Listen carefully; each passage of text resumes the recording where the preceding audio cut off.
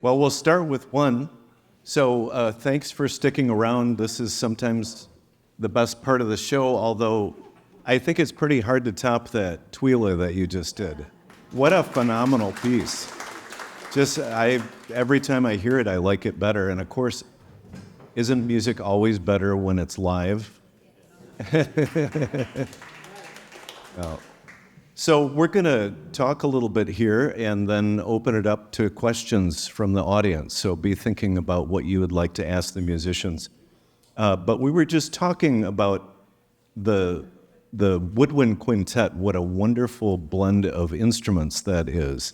And you were saying how it's different than other chamber ensembles. Can you explain that?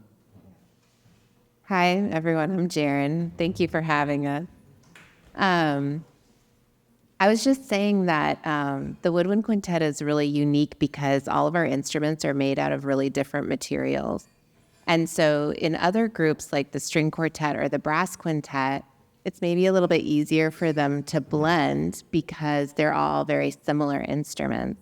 But for us, it's a real challenge, but it also creates all of these wonderful opportunities for unique colors and different forms of expression that I think are only possible because our instruments are so different.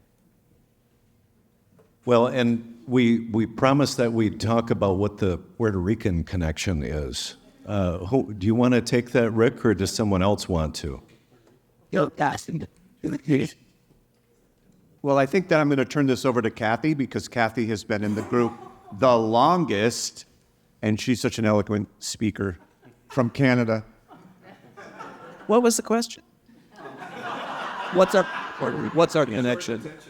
That's right. What's our connection? Well, we all gathered. When was the first orchestra? The International Chamber Orchestra of Puerto Rico gathered in 2016, and many of us were selected to play in the orchestra.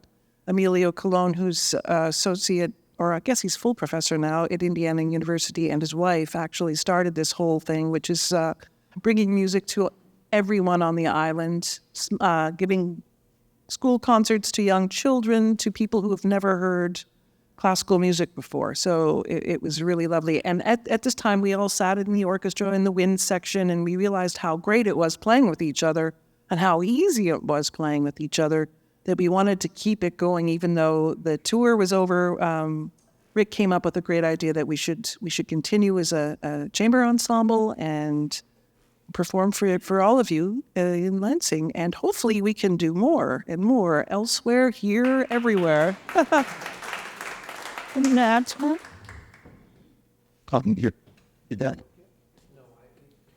They're working on the other microphone. But how do you rehearse when you're so far apart from each other?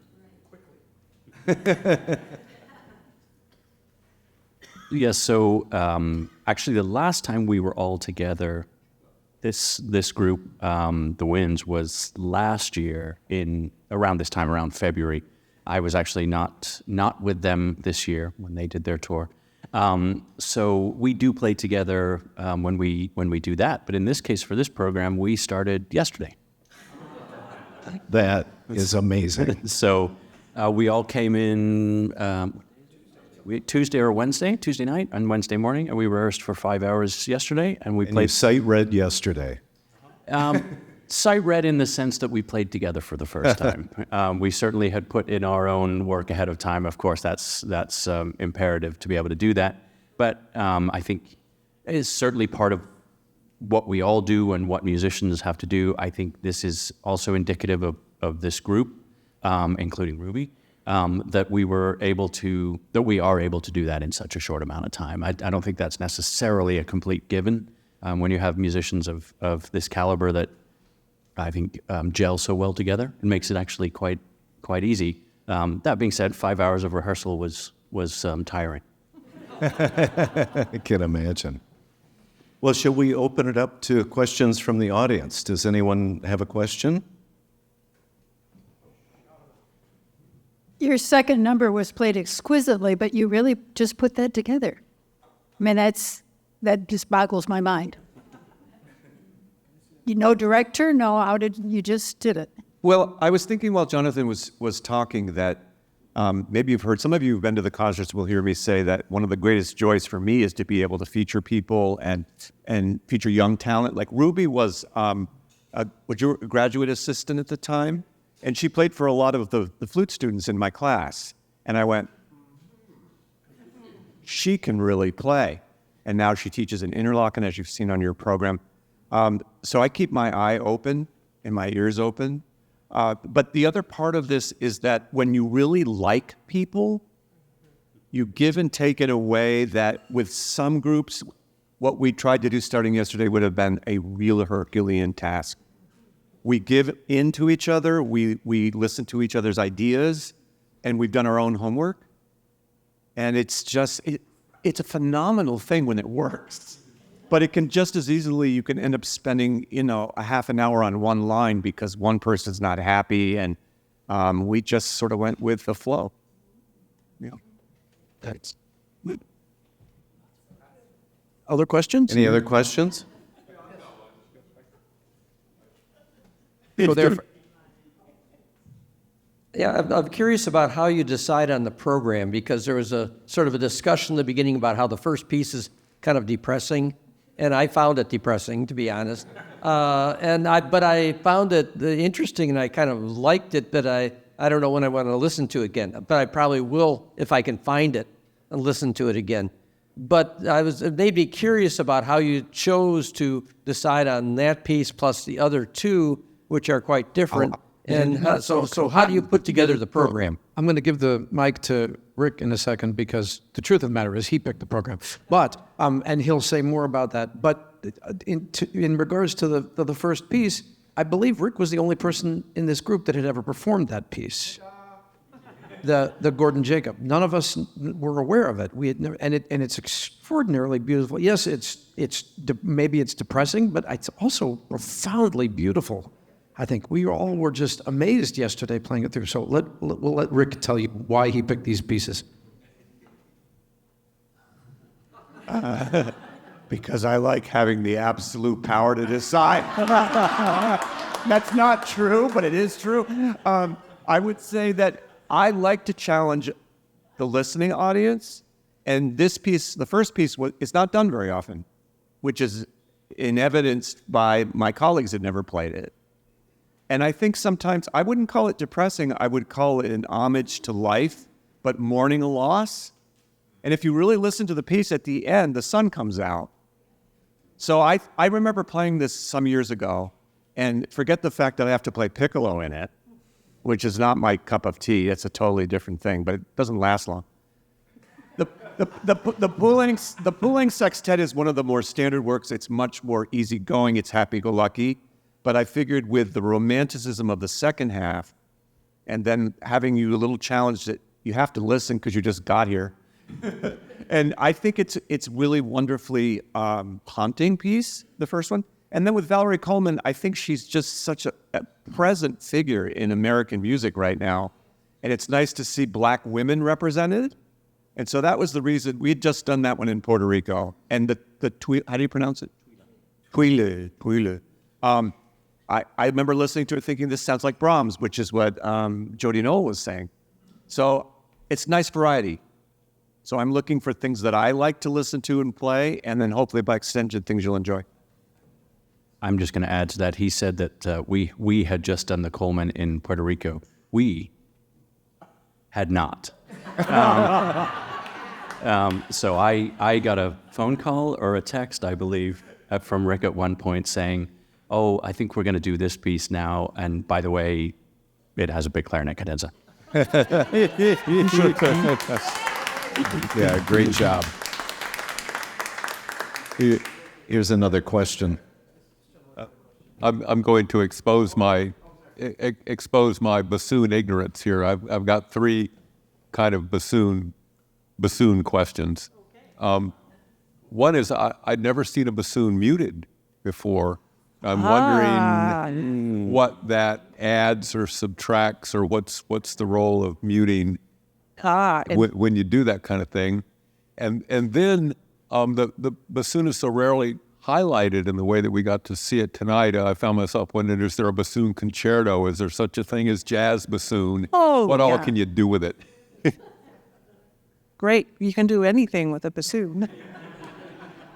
And what you saw, the white PVC pipe that I created for the Valerie's piece was actually an extender. So it actually made my lowest note, which is a B flat, turn into an A. So and it was needed for most of the piece, actually. There was moments when I could take it out so I could play a B flat. But yeah, it just gave it that extra semitone lower ability to play a bopping low A. And there are plenty of bassoon concertos out there, new ones being created and old ones. In fact, Vivaldi wrote 38 bassoon concertos back in the day. Next was the most concertos next to the violin. And so, yeah, there must have been an awfully fine young player at the time. And it was for a girls' orphanage. And there are many created, a lot in the classical period, and now there's a lot of modern repertoire out there. So, yeah. And by night, she's actually a jazz bassoonist. So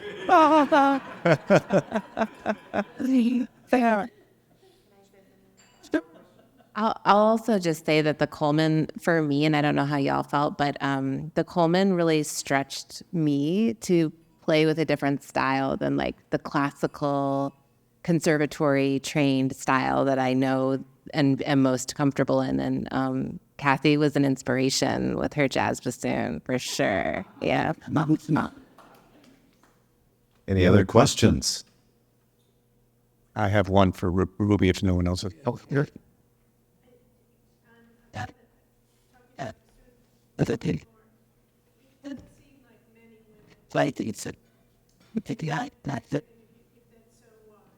She says it doesn't seem like many women play bassoon, and you should set the record straight. I think it's about 50-50 now. Yeah. In fact, I think even more. I see a lot more women playing bassoon in the orchestra. Yeah. It's an instrument that's pretty tall. I think if you were to stretch it out from one end to the next, it's got sort of a U tube at the bottom. So it would actually be about 8 feet tall if you were to stretch it out in one thing. It's heavy, but we sit on a strap or we have a neck strap, and it supports the weight well enough. So. I have a question for Ruby, because we haven't heard from her. Ruby, what are the challenges and the rewards of playing with a woodwind quintet like tonight?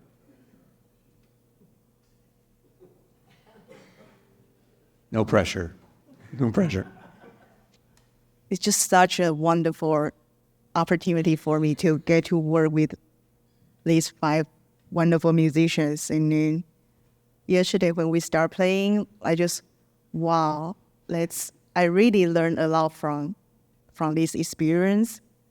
And then learning how to accompany different instrumental, because they all have different range, and which range I need to take extra care about which instrument has solo now, and then maybe I need to consider how to make them stand out more. And then this all really precious experience, and I'm very thankful for Professor Sherman to invite me to this concert.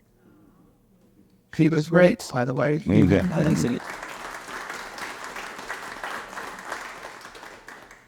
got another.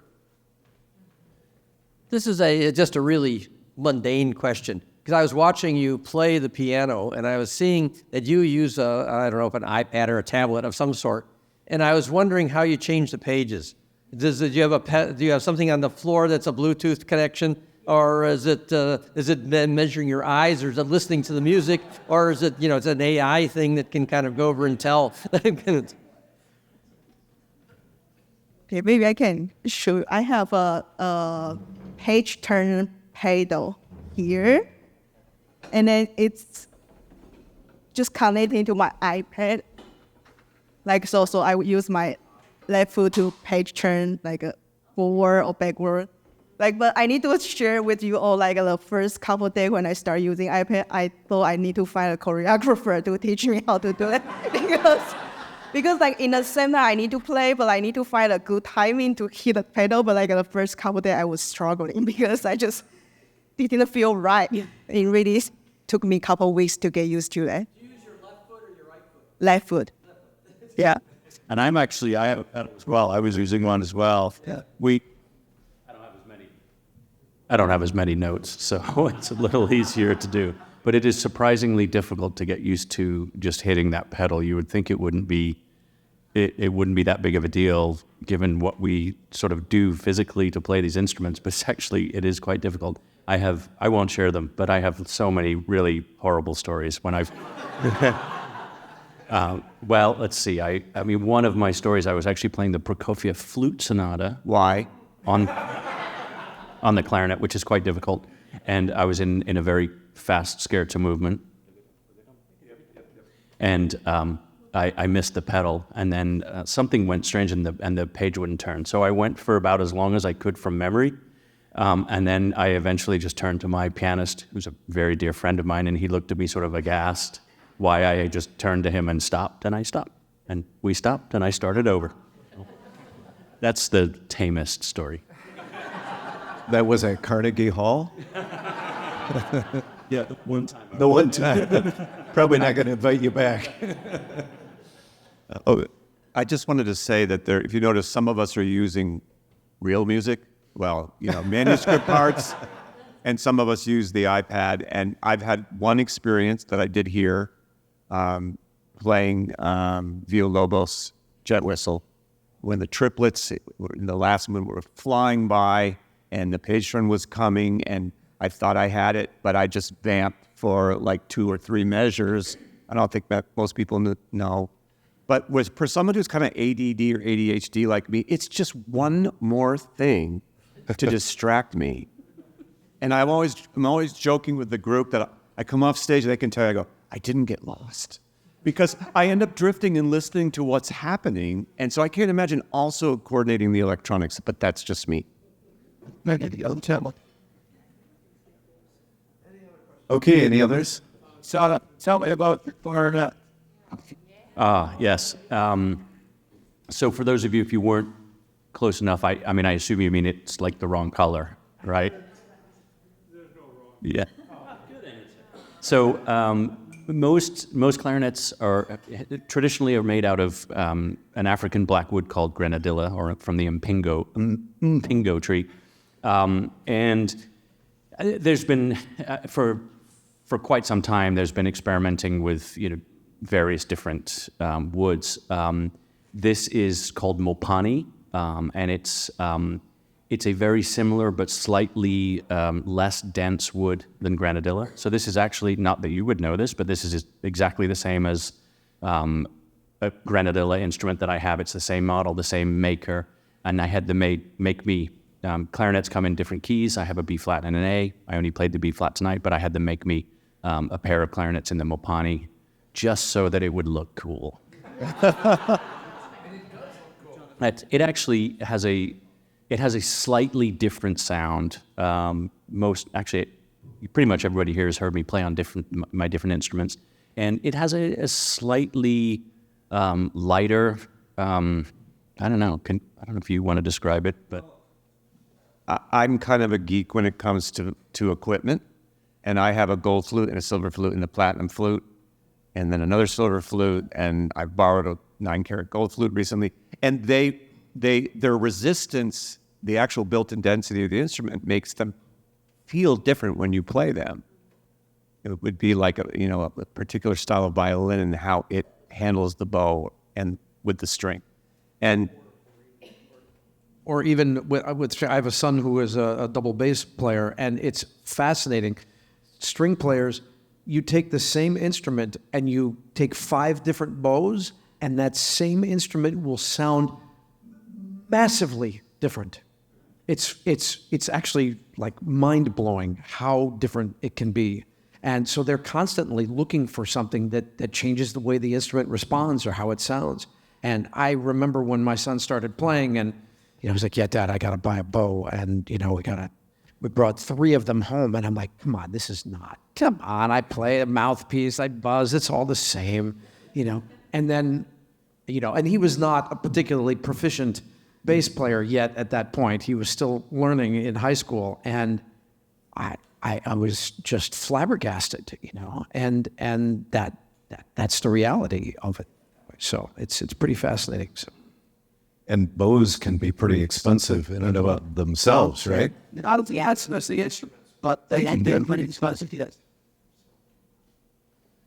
Anyone else have a question before we call it a night? Yes, and we hope you'll come back soon. Excellent. Or when will you come back? Well, can I just say to close that for me, I've said earlier about one of the joys of this series is to be able to make music for people, with people that you really, really respect and you really, really love them as people. And I just never knew that I would have the opportunity to do this. So I want to thank all of you for your ongoing support and my true respect and love and affection from the people you see up here. And for Jody, who encapsulates everything that we do to set the stage for you. There's very few things like this out there. And I really appreciate that you've come out on such a beautiful day.